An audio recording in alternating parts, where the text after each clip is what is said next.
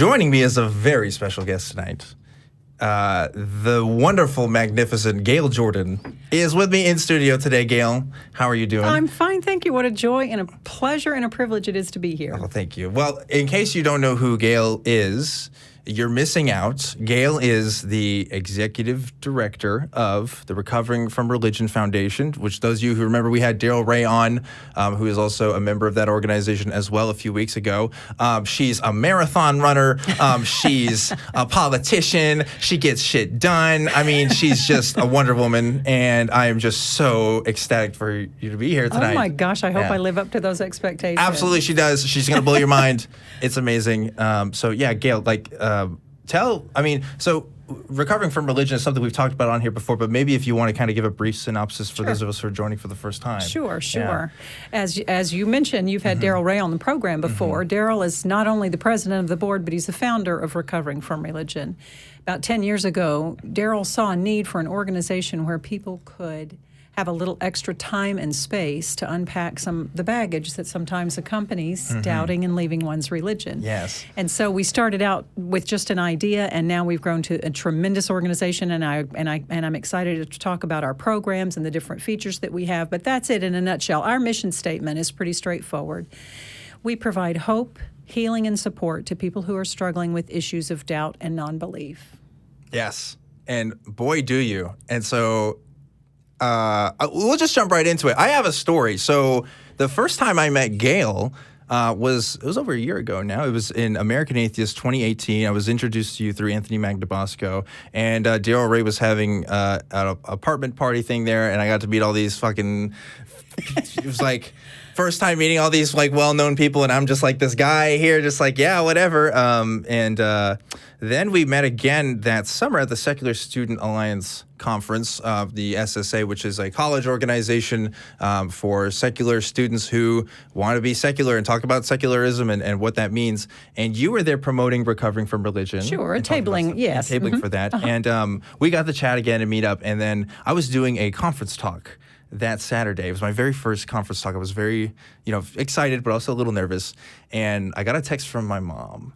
And that text was basically, my mom found out that I was at this atheist conference because she didn't know, and like that I had like funded money online to like go do this, and then she found out just like all this other stuff, and she was like really devastated, and it just threw me for a loop because in a few hours I was supposed to go on stage talking about this whole thing I prepared, and I didn't know what to do. I couldn't pray about it at this point, right? I had kind of lost that, and then I just went to Gayle. I just found you, and I was like, Gayle, I don't know what to do. Like, this is really tough for me. And you said, well, let me do something here. Let me write your parents a letter. And you wrote this letter just saying that I was still a good person and that I was, worthy of being loved and having conversations with, and just I'm just going through a lot, and that they should be sensitive to that. And that really helped me a lot. Well, and so many times when our religious families learn of what our belief systems are, they're struggling because of what religion does to our minds. They struggle with how to put that in perspective with who we are. And what I wanted to tell them was, you would not have been the lovely, kind, caring, funny, warm, generous, open person that you are without their love and support. And that I recognize that, and I could see how good of parents they were, and that you, in the process of working through your belief system, loved them and respected them and were just as the same good person that they had raised. And I from the parents' perspective, I knew they needed to hear that, and it was a privilege to be able to do it. And Mark, you might need the tissues in here for a second. I said I wasn't going to cry, and I was like, I want to read the letter, but I was like, no, I will lose my shit if I read that. But that was so helpful to me in that moment. Just having someone who, you didn't know me super well, but you knew what I was going through. You related enough to where you could empathize and say something that I couldn't say in that moment because they're my parents, and I had that baggage with them, and I had, I had this struggle of coming through with this myself, right? Like I wasn't fully over my deconversion at that point. I don't think. I think I am now, but at the time it was still a big deal, and coming out was still a big deal. And so, well, and this was hours before your talk. And Yeah. the talk was a big deal. Yeah. And the part that you don't know about the story is I went in there to watch you, and we had Dan and I had talked about, what are we going to do if he falls apart, if he cries? Do we have somebody that's going to step up? Do we have a plan in case he does? Because it was a hard emotional time, and so we talked through maybe some suggestions and some ideas. And so during the talk, I sneaked in the back, and you killed it. You just slaughtered it. And I was texting Anthony. I was texting him pictures, and I'm like, Anthony, he's just killing it.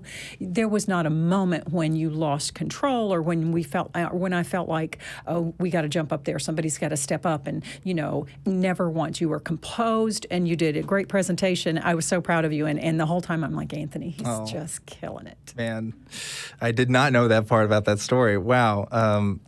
Yeah, so in case you're wondering why I have such a bias towards Gayle Jordan, it's because she's literally personally helped me in my life, and she's helped tons and tons of other people through her organization. And you can get some of that help too if you go ahead and reach out to them, because they have some great programs, folks. They have some great stuff. Do you want to talk about some of those programs just a little bit? I'd love to. Yeah. Always. You can't hardly ever ask me enough about talking about recovering from religion. I like to talk about it. When I talk about recovering from religion, I like to sort of divide it into two different things. I've already mentioned what the mission statement is, that we exist to help people. We exist to answer the question, how can we help? When people are going through these, for some of us, these seismic changes of belief. So we have both professional counseling that we offer, but we also have peer support.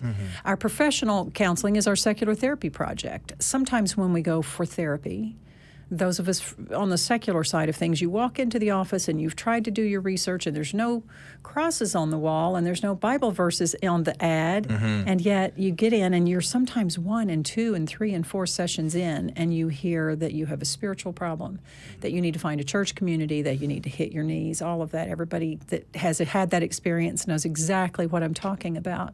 And so the Secular Therapy Project, we have a staff of professional therapists, and they're counselors and psychologists and marriage and family counselors, and they vet the therapists that apply to come in. And when we've ensured that they provide only evidence-based therapy, then they become part of our database. And when a person in an area needs help, they put their information in, where they live, what their needs are, how many miles they're willing to drive, and then we begin to connect the therapist with the client. And so that's our secular therapy project. On the peer support side, and this is the gratifying part of it, we have a 24-hour telephone hotline, and the telephone number is 184. I doubt it. You actually, that's actually the telephone number. Yes. We had that for a couple of years, and we recognized, and we have trained volunteers who are standing by waiting for the phone calls, and we were rocking along with that for a while, and we recognized that sometimes it's hard for people to carve out a moment's privacy to have a telephone call. Sometimes they're worried about a spouse walking in, or a child walking in, or a coworker walking in. So we had the brilliant idea to add an internet chat.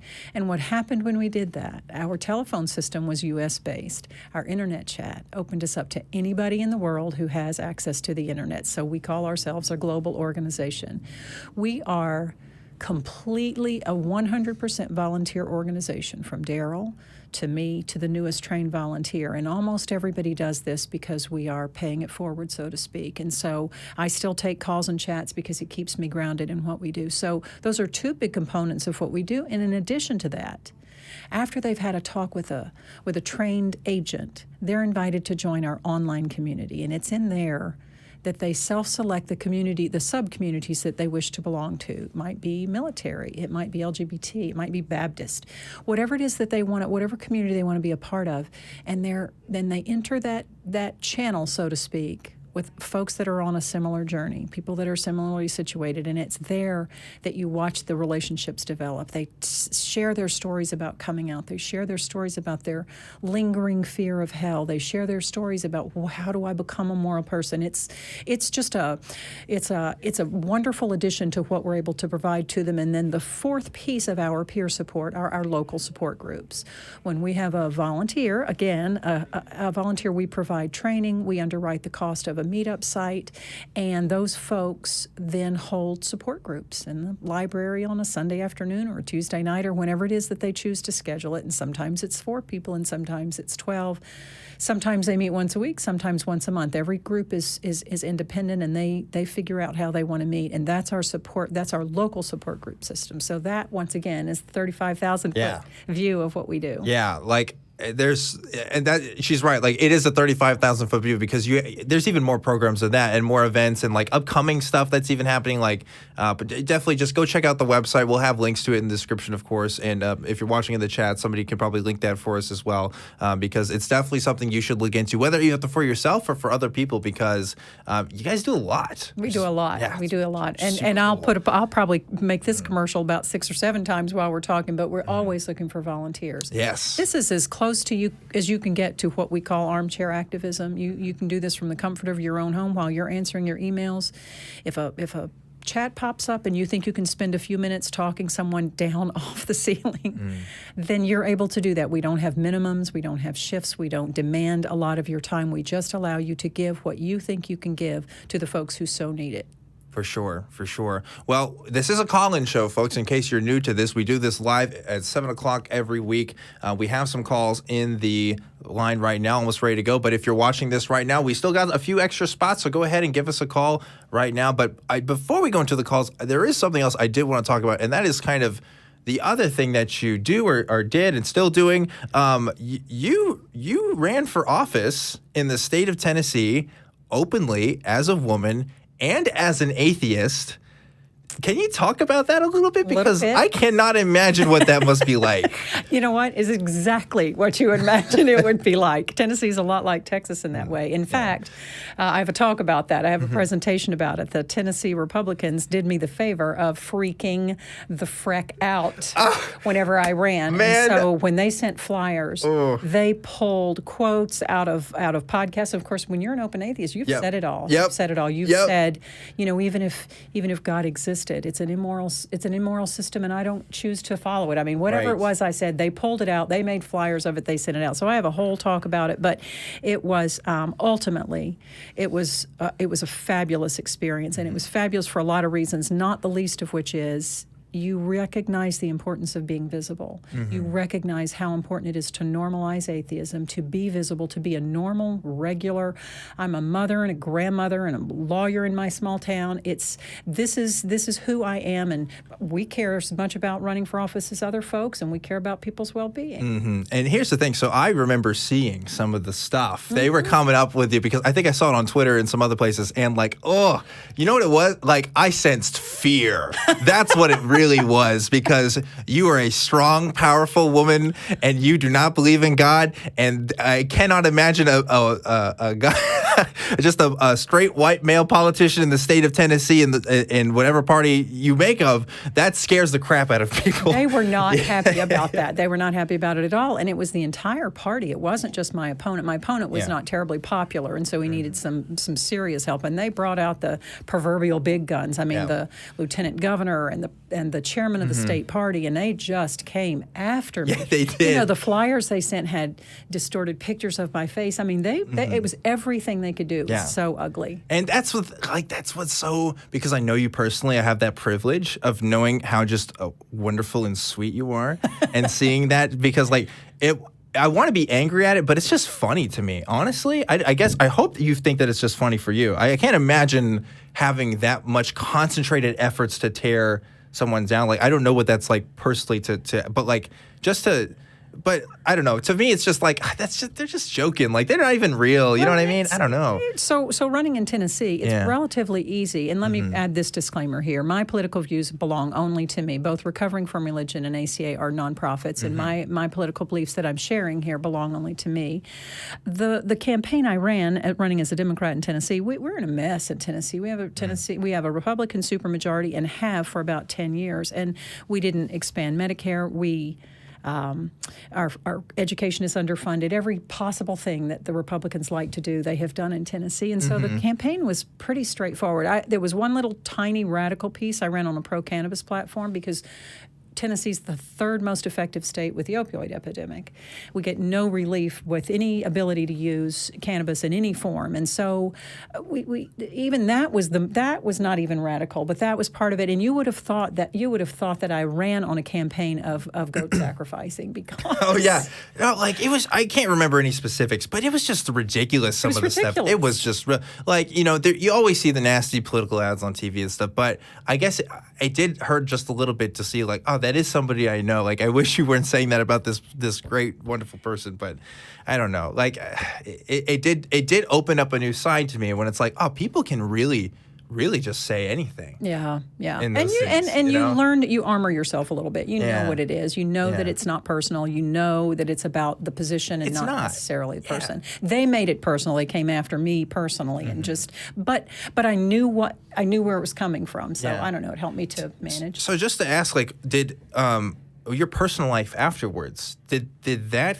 have an effect at all, like from the campaign? Were there people harassing you even afterwards? Yes, and we got the usual ugly emails and ugly messages and ugly Facebook posts, and the heathens are coming. And yes, I never felt unsafe in my small town. When I was in the rural areas, there were times when I was a little bit edgy. My partner spent most of the time with me. My campaign manager was almost always with me. I was never really by myself. And it's a rural district. It was 5 rural counties in Tennessee where I was running. And so, I mean, it was a challenge regardless of even if you weren't an out and open atheist. But I never completely felt unsafe. But there were some just brutally ugly messages that they sent. Threats and things that they wanted to do. And it's like, you don't really believe that. You don't really want to do that to me.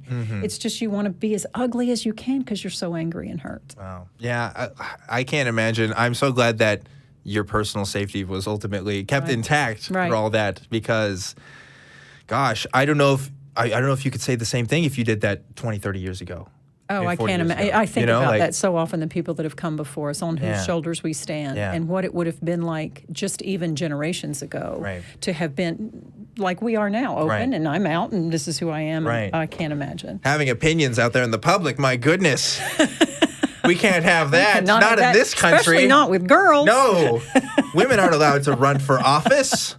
It's crazy. Can't do that. No. But seriously though, like I'm amazed by how much you've accomplished and stuff, and I wish you luck in your future endeavors. You're doing a great job with the organization, and I'm glad to have a voice for it here on this show, because it's something I definitely think is just really swell. Well, I am so equally grateful that you've invited us on. There's so much enthusiasm and excitement among the folks that are part of Recovering from Religion, and I hope I give a voice to that, because it's a wonderfully gratifying thing to do. Great. That's so awesome.